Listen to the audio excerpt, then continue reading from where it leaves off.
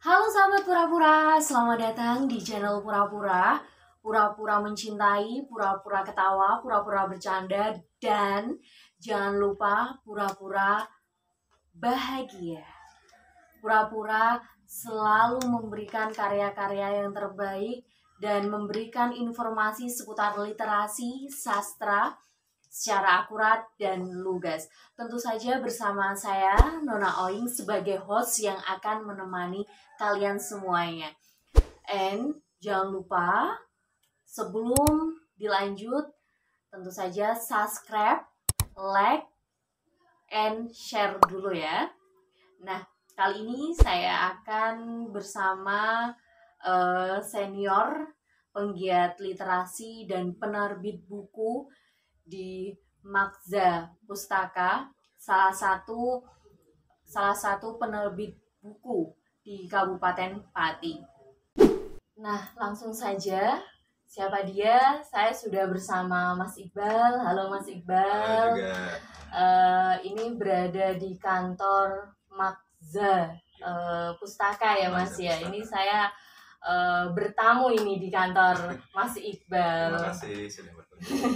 Mas Iqbal sehat? Alhamdulillah sehat. Mas Iqbal ini kesibukan seharinya apa ini? Kesibukannya ya menulis, mengedit, menerbitkan buku, dan berikan pelatihan menulis. Oh, ya. Sangat sibuk berarti kesehariannya. Ya, dibilang sibuk bisa, dibilang santai juga bisa.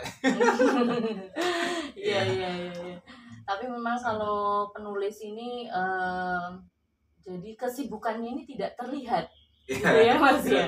Kesibukannya tidak terlihat dengan diri sendiri. Iya. Mas Iqbal ini sejak kapan ini menulis? Kalau menulisnya sebetulnya udah lama banget ya. Iya. Ya, sejak mulai aliyah itu udah mulai nulis, tapi kemudian juga pas kuliah, tapi mulai serius menulis ya untuk dijadikan profesi setelah lulus kuliah. Berarti sebelum lulus kuliah dan sebelum kuliah pun, sebelum menjadi penulis ini Mas Iqbal ini sudah mempunyai hobi untuk menulis ya? Berangkat dari hobi. Untuk pertama kali sudah membuka pustaka penerbitan ini langsung di Pati atau di mana ini Mas? Jadi begitu selesai kuliah, saya sempat berganti banyak kerjaan begitu ya. Saya juga pernah bekerja di sebuah penerbit besar di Jogja. Saya kemudian resign dan hijrah ke Pati. Tapi waktu itu memang saya sudah buat penerbit sendiri ya. Dan memang waktu itu untuk membantu teman-teman yang ingin menerbitkan buku yang tidak bisa diterbitkan oleh penerbit mayor gitu. Penerbit besar ya seperti Gramedia, Mizan. Nah, saya ingin menjembatani itu, maka saya membuat penerbit indie Magza Pustaka. Dan kebetulan saya mendapatkan ilmu penerbitan itu di waktu saya bekerja ya di Jogja. Dan ketika hijrah di sini, saya tinggal menyelesaikan aja gitu kan. Jadi berarti sudah ada, tinggal mencari ilmu sudah ada, saya terapkan. Gitu. Berarti ini Mas Iqbal ini aslinya ini dari mana? Dari Pandeglang. Oh, ya. Pandeglang, terus hijrah ke Pati nih. Oke. Dan membuka penerbitan Magza Pustaka. Ya. Ini bisa diartikan Mas Magza Pustaka ini apa ya? Iya, Magza itu artinya signifikansi. Jadi harapan saya buku-buku yang diterbitkan oleh Magza ini selalu signifikan gitu kan. Selalu relevan setiap zaman. Dan kenapa ada tanda ini? Gitu kan, inilah tanda keberuntungan katanya. Gitu. Kita sangat jarang mendapatkan ini ya, bunga ini yang ada 4. Sebenarnya ada 3, 2 biasanya. Tapi 4 itu jarang. Makanya ini saya harapan saya itu kan sebagai simbol memberikan keberuntungan bagi teman-teman juga yang mendapatkan di Magza juga mendapat keberuntungan juga. Berarti ini Magza ini salah satu penerbitan di Pati yang jauh dari perkotaan jauh dari perkotaan. Karena dari perkotaan ini sudah ada berapa kilometer atau berapa jam gitu Mas? Ya kurang lebih kan hampir 1 jam ya. Gitu Oh, kan. hampir 1 jam Pati ya. ke sini kan, iya. Jadi membantu sahabat-sahabat yang memang hobi menulis untuk ingin menerbitkan dari Magza Pustaka bisa gitu ya. Oke. Untuk Mas Iqbal ini dari dulu karena memang sudah mempunyai hobi menulis, apakah dari keluarga atau keturunan lah ini ada nggak salah satu yang memang mempunyai basic penulis? Oh, nggak ada, sepertinya nggak ada ya. Tapi memang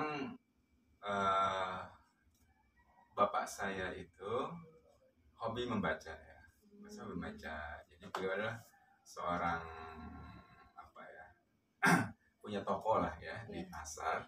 Tapi beliau itu langganan koran. Nah, waktu kecil saya sering nunggu bantuin bapak. Nah, sering baca-baca juga waktu itu kan koran. Nah, terus sering ada cerpen gitu kan, puisi, terus ada berita-berita olahraga. Nah, itu karena saya senang sepak bola waktu itu, saya sering baca kan ini dunia sepak bola dunia. Nah, secara otomatis itu membuat saya rajin membaca gitu. Nah, rajin membaca itulah kemudian terus terbawa dan lambat laun karena sepertinya sudah banyak sekali ya informasi, sudah terbiasa membaca buku dari SD, SMP, kemudian SMA. Saya kemudian mencoba kenapa nggak nulis gitu kan, ya kan? Nah, karena sudah banyak sekali pengetahuan yang saya serap dari bacaan-bacaan, saya mencoba untuk menulis, belajar. Ditambah memang mungkin karakter saya juga ya yang mungkin kata orang sih introvert gitu kan, gitu kan ya, orang yang cenderung tidak suka tampil di depan, suka di belakang layar, pendiam. Nah, sepertinya cocok nulis ini gitu kan, begitu. Jadi dari sudah gemar membaca ini dari SD gitu. Tapi pernah nggak sih dari SD ini ada apa ya, tulisan-tulisan atau diare gitu ditulis? Itu ada belum? Kalau SD belum ya. Belum ya. SMP SMA mungkin ada ya, puisi mungkin ada ya.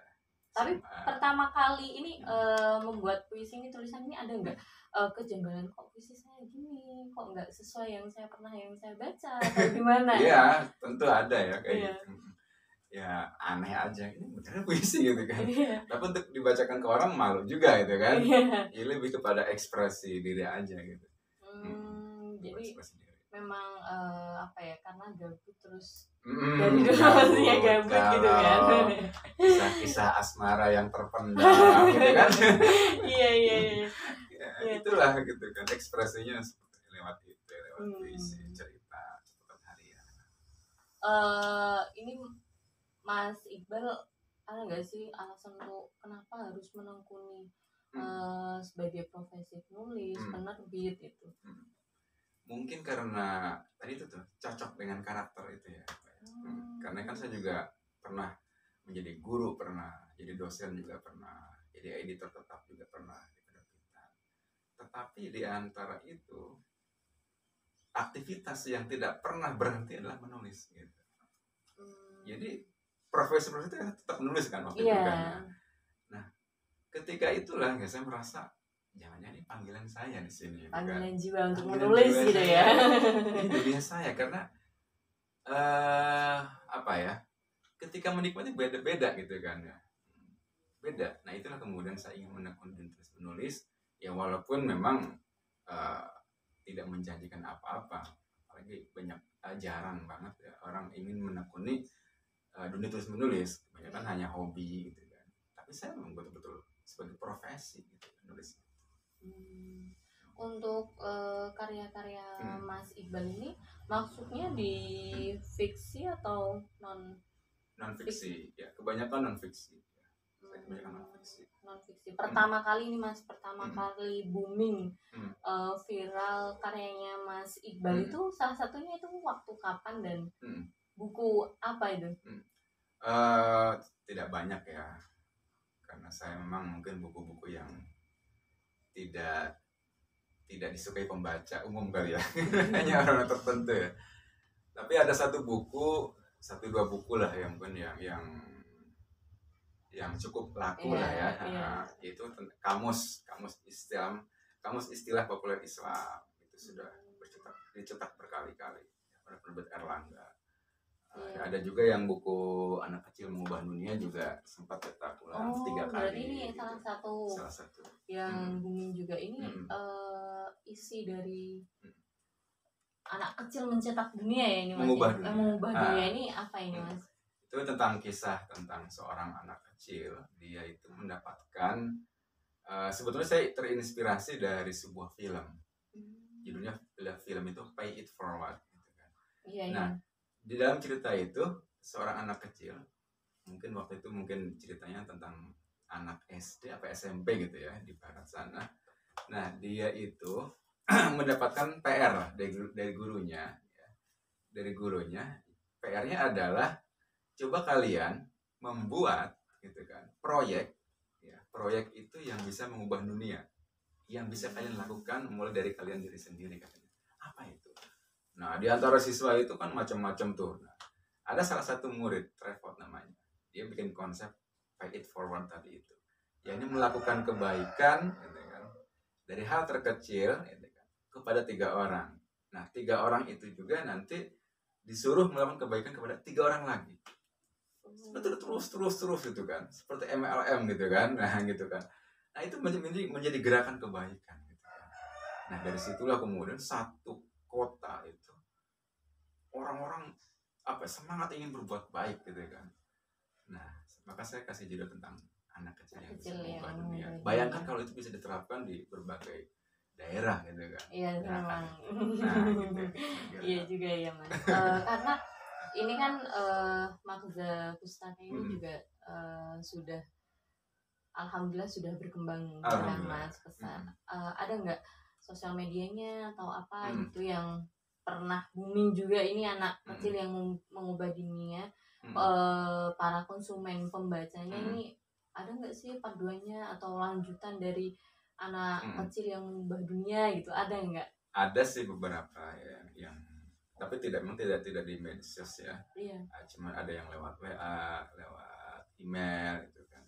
Mereka terinspirasi gitu ya dengan buku-buku yang saya tulis itu. Ada nggak sequelnya seperti itu kelanjutannya? Tapi saya bilang ya mohon doa aja gitu.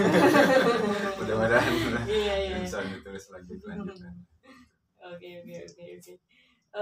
Nah, di negara Indonesia ini kan biasanya Mas penulis ini kan dipandang sebelah mata ya. Dipandang sebelah mata. Apakah profesi menulis ini bisa menjanjikan masa depan atau memang ya udah stagnan di penulis aja nggak apa-apa, yang penting saya berkarya gitu? Iya. Itu sebetulnya tergantung kepada diri kita sendiri ya menyikapinya. Artinya begini, memang pada umumnya profesi menulis, seorang penulis itu memang tidak terlalu menjanjikan di Indonesia ini ya. Penghargaan terhadap dunia literasi, dunia perbukuan itu kurang. Ya katakanlah masyarakat kita bukan tradisi membaca, beda dengan halnya di luar negeri ya, di barat sana.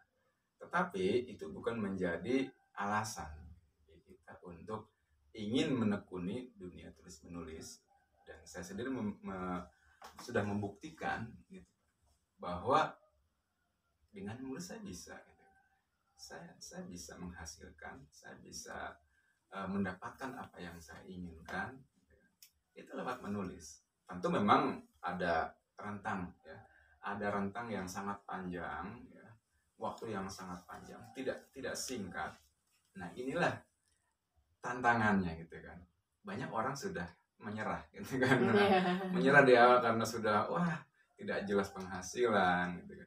Tidak jelas bayarannya gitu kan. Akhirnya mereka menyerah. Nah, saya mencoba untuk bertahan hingga kemudian saya selalu menemukan momentum gitu kan, untuk membuktikan bahwa dengan menulis saya bisa bertahan, bisa eksis, bisa survive gitu ya. Dan ya alhamdulillah sampai sekarang. minimal masih hidup kan. Minimal masih hidup. Oke. Untuk ya salah satunya itu harus istiqomah gitu ya Mas ya. Harus istiqomah. Komitmen. Iya, komitmen salah satunya. Nah, komitmen ini dari komitmen ini kan pasti ada suka dukanya juga ini. Nah, suka duka dari komitmen yang selama ini selama ini dibangun ini ada nggak sih yang mengurangi? Udah deh saya menyerah saja gitu. Ada nggak apa ya fase-fase yang seperti itu? Tentu ada ya, tentu ada. Jadi kan yang namanya komitmen itu adalah janji kepada diri kita sendiri kan. Mau ada badai hujan tetap kita tetap melakukannya. Itulah komitmen. Makanya tidak mudah untuk dijalani seperti itu. Nah, ada fase-fase dalam hidup saya itu mengalami seperti itu. Ketika tidak ada orderan, ketika tidak ada pemasukan dari menulis, ada tuh punya keinginan seperti itu. Saya ingin ini aja cari kerjaan lain yang jelas-jelas aja gitu kan. Saya kemudian pernah juga melamar di DPNS, dosen beberapa kali dosen PNS ya. Sampai ada satu itu saya nyaris gitu kan. Nyaris berhasil, tinggal menyisakan 2 orang gitu kan. Saya dengan 1 orang lulusan Mesir waktu itu. Nah, saya kalah di tahap wawancara itu kan. Tahap kan ada ini juga kan ditanya apakah Anda hafal Quran kayak gitu. Wah, saya kalah dong lulusan Mesir gitu kan. Dengan bahasa Arab juga lebih cus dia gitu kan. Nah, akhirnya saya gagal lagi kan gitu kan. Dari situlah saya kemudian merefleksi diri, jangan-jangan memang saya itu takdirnya menulis gitu kan. Bukan jadi PNS gitu kan. Bukan kerjaan lain, takdir saya menulis gitu.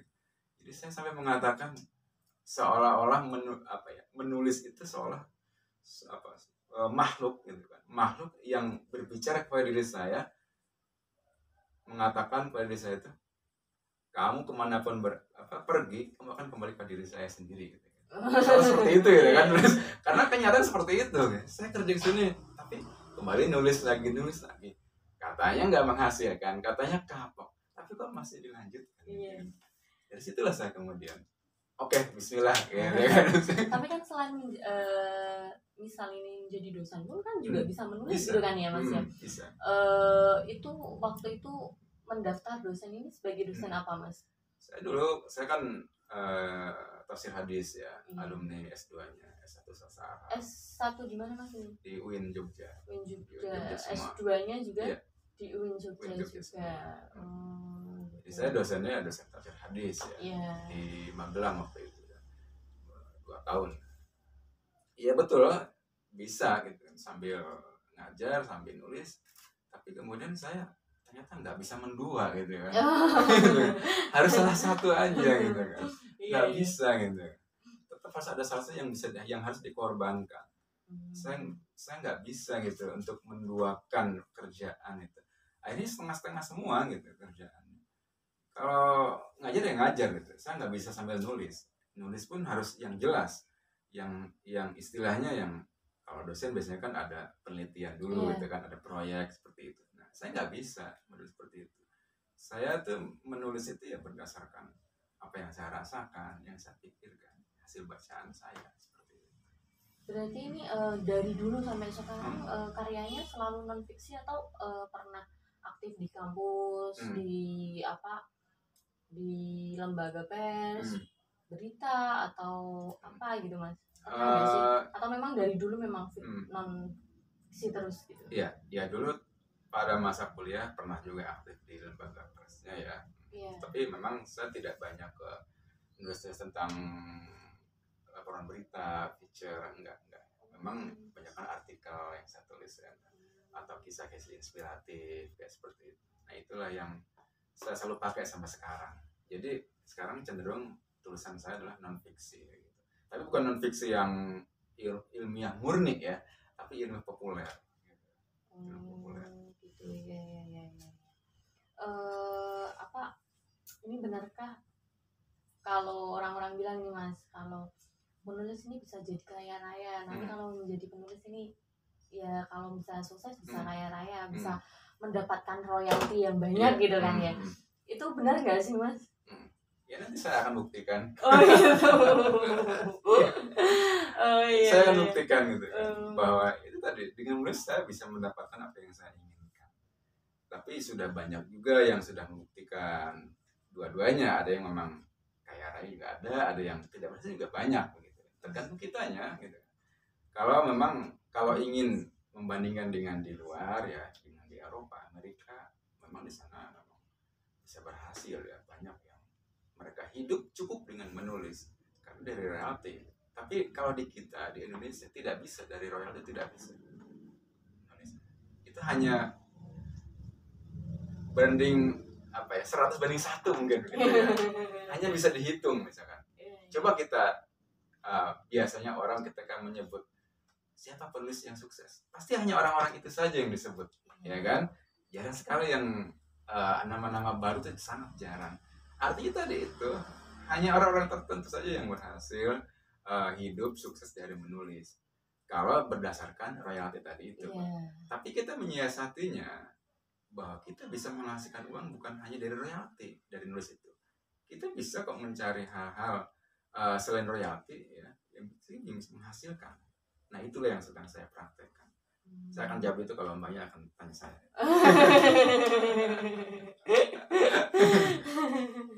Nah, ini dari semua buku ini nih Mas, ini yang paling banyak digandrungi para konsumen membaca ini yang mana? Dan ini bisa nggak sih dibeli lagi gitu? Cara belinya di mana ini Mas? Sepertinya sudah tidak ada semua ini, buku-buku sudah lama ya, sudah tidak diterbitkan, tidak dicetak ulang. Tapi di antara buku ini memang yang ramai ya ini ya. Yang tapi anak kecil tapi ini juga karena ini diterbitkan oleh Gramedia gitu kan. Ini juga menjadi semacam bestseller gitu ya. Bukan bestseller ya, tapi semacam ada kebanggaan tersendiri ya. Kebanggaan dalam arti saya itu sudah teruji gitu jadi seorang penulis karena sudah tembus ke Gramedia gitu kan. Kan nggak mudah kan kita masukin naskah dan diterima oleh Gramedia, tidak mudah seperti itu. Ada ini juga hidup, cinta dan bahagia. Ini diambil dari kisah apa ini Mas? Kisah keseharian saya.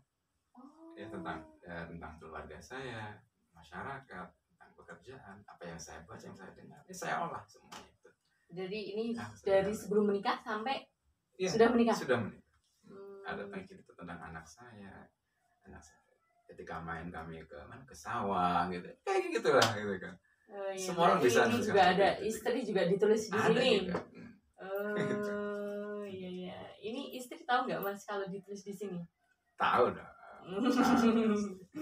Iya. Berarti ini ada yang misal mau dibeli lagi nih sudah nggak ada ini Mas, atau nggak ada? Salah satu ada yang mungkin ada ya, kalau di marketplace mungkin ada, di antara ini masih ada.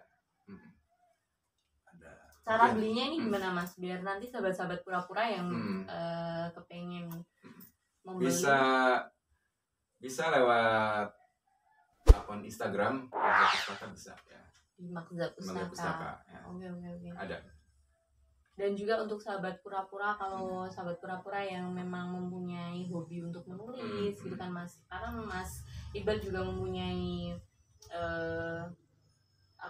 penerbitan sendiri, Makhza Pustaka. Ini gimana caranya bisa bergabung di penerbit ini? Iya.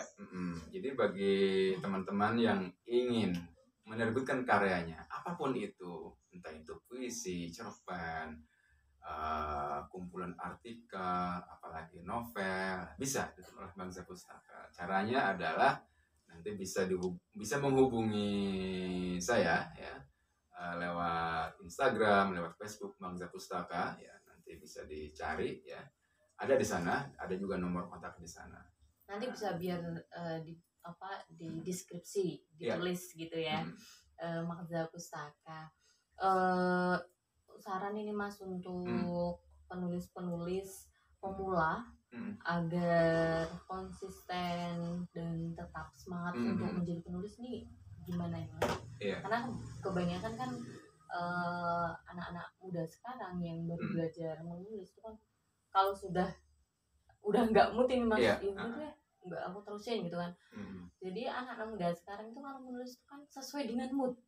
Ya nggak sih Mas? Iya, betul. Sesuai dengan mood. Jadi toh juga yang ditulis biasanya ini itu juga apa ya, kurang berbobot lah kayak gitu, karena memang literasinya kurang atau bagaimana juga itu bisa dikasih saran ini Mas.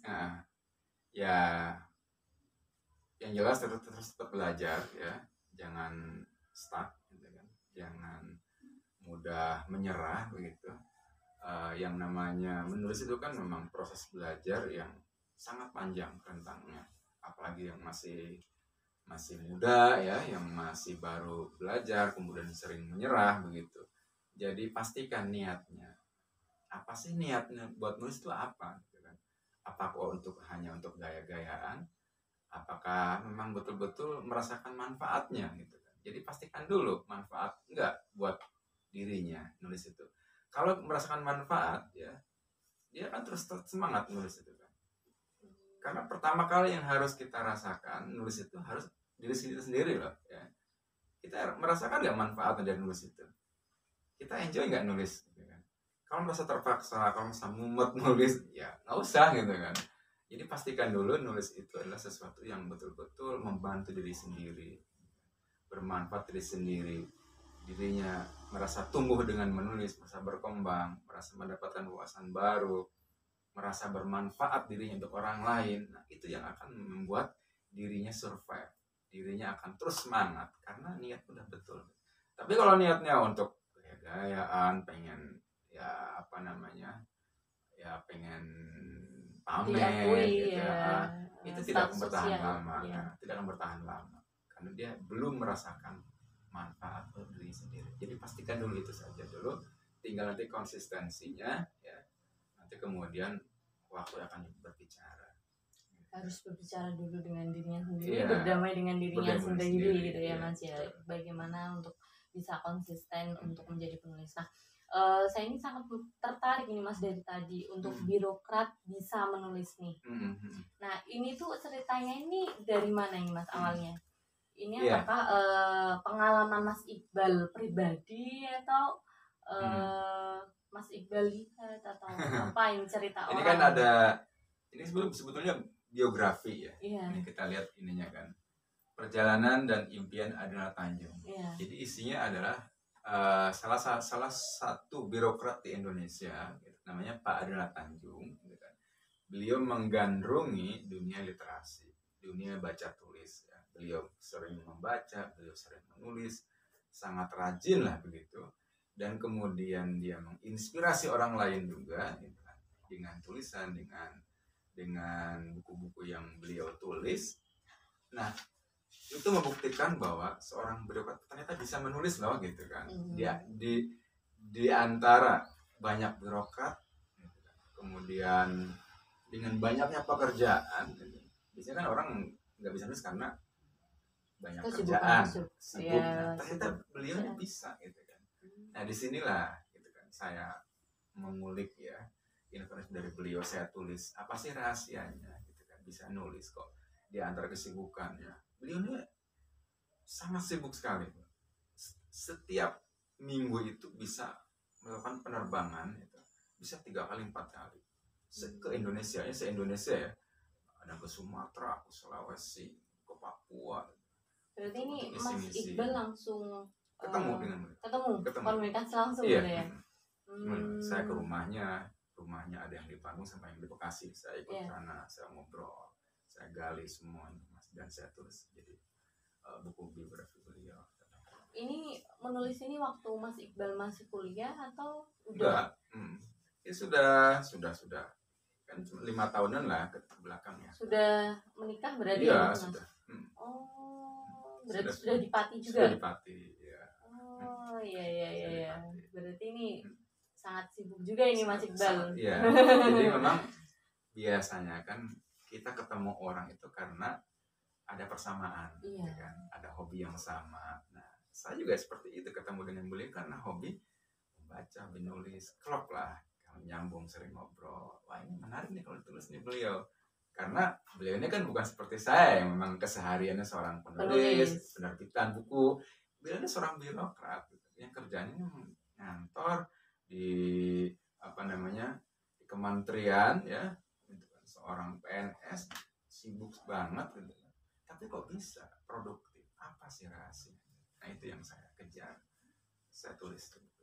Tapi ada nggak sih salah satu dari Pak birokrat ini, Pak Adrinal Tanjung ini yang menginspirasi Mas Iqbal dan bisa diimplementasi dalam dirinya Mas Iqbal sendiri? Ada nggak? Ya ada tentu ya. Jadi saya tuh setiap menulis itu selalu, selain juga memang mendapatkan ilmu dari penulisan, juga saya juga mendapatkan nilai-nilai dari orang tersebut gitu kan. Nah, dari beliau ini banyak, tentu banyak gitu kan. Saya belajar dari beliau bahwa kita harus berkembang hidup ini gitu kan. Harus berkembang, harus menjalin komunikasi gitu kan.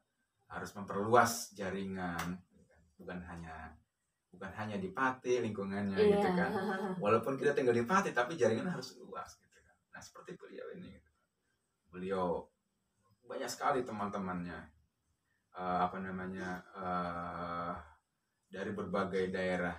Nah secara tidak langsung saya belajar dari beliau, dan itulah yang saya terapkan. Makanya tidak aneh Magza Pustaka ini hampir di semua daerah gitu kan pernah diterbitkan bukunya. Ada dari Aceh, dari Papua ya. Hampir semua di Indonesia ya. Ini gitu. Buku ini semuanya ini dari koleksi dari kapan nih Mas? Kuliah atau? Ada yang sebagian kuliah, ada yang enggak. Tapi kebanyakan memang yang sudah stay di sini ya. Jadi yang di kuliah itu saya sudah bagi-bagikan. Ada yang saya jual juga. Ini murni relatif baru semua, baru beli ya saya waktu di Pati. Dari SMA pernah nggak sih Mas mengoleksi buku-buku? Belum pernah. Belum pernah. Berarti waktu kuliah ini ya Mas ya? Iya. Waktu itu saya udah koleksi buku. Koleksi buku pun juga saya tidak banyak membeli ya. Karena saya rajin meresensi buku. Resensi buku itu ternyata bisa mendapatkan buku gratis dari penerbit. Itulah yang membantu saya bisa mengoleksi buku dengan gratis. Gitu. Iya. Ini termasuk banyak juga ini Mas. Ada lagi di salah satu di rak juga ini ya Mas ya. Ini aja udah yang sudah saya seleksi ya. Tidak semua buku saya koleksi. Jadi yang buku yang sudah kira-kira sudah tidak saya gunakan, biasanya saya kasihkan, saya bagikan. Iya. Nah ini terakhir ini Mas, terakhir harapan Mas Iqbal ini untuk penulis-penulis di Indonesia agar tetap selalu semangat dan memberi informasi dan karya-karya yang terbaik ini untuk Indonesia, apa ini Mas? Iya. Sejauh ini saya berkeyakinan bahwa dunia menulis ini selalu eksis kapanpun, karena medianya selalu ada. Media, sosial media, hampir semua menggunakan sarana tulis menulis ya kan. Facebook, Instagram, Twitter gitu kan, WhatsApp, blog, website, itu semuanya menggunakan sarana menulis gitu kan. Nah kalau kita punya skill menulis itu sangat membantu sekali terhadap profesi kita. Dan uniknya lagi kalau kita punya keterampilan menulis itu bisa dilakukan oleh siapapun dan profesi apapun. Tidak harus menjadi seorang penulis ya. Dia mungkin akan ada yang menjadi dokter, ada yang menjadi seorang akuntan, bankir, dosen. Kalau punya kemampuan menulis, itu akan menjadi nilai plus bagi dirinya. Jadi saya harap gitu kan, teman-teman yang punya keinginan bisa menulis atau punya passion dalam menulis, tetap lakukan apapun nanti profesinya ya. Jangan sampai dikubur gitu passion itu, karena boleh jadi menulis itulah yang akan membantu teman-teman untuk melejitkan karirnya, karena akan menjadi pembeda dengan sesama profesinya. Seorang guru, gitu kan, ada 2 orang guru, yang satunya tidak punya skill menulis, yang satunya punya. Nah, itulah yang menulis itu yang menjadi pembeda. Gitu. Jadi saya harap teman-teman ya yang punya karya terbitkan, yang punya kebiasaan menulis tetap lakukan, ya tetap menulis di media, baik di Facebook, di Instagram, di Twitter, tetap lakukan itu. Banyak sekali orang-orang sekarang yang berhasil menjadi penulis itu awalnya dari situ semua. Terus Besari misalkan contohnya itu kan, itu dari Twitter gitu kan, dari Instagramnya, kemudian dia menjadi seorang penulis top sekarang. Nah, saya harap juga teman-teman seperti itu. Tinggal hanya momentum saja saya kira. Oke, terima kasih Mas Iqbal. Ya, ini mohon maaf mengganggu waktunya sebentar ini. Ya, untuk teman-teman sahabat-sahabat Pura-Pura yang ingin menulis, salah satunya berkomitmenlah dan berkomitmenlah kepada diri sendiri dan berdamailah kepada diri sendiri untuk selalu semangat dan bisa mempertahankan komitmennya menjadi penulis. Dari saya pribadi, Nona Oing, sampai jumpa dan sampai ketemu kembali di season-season podcast bersama penerbit-penerbit buku di Kabupaten Pati. See you!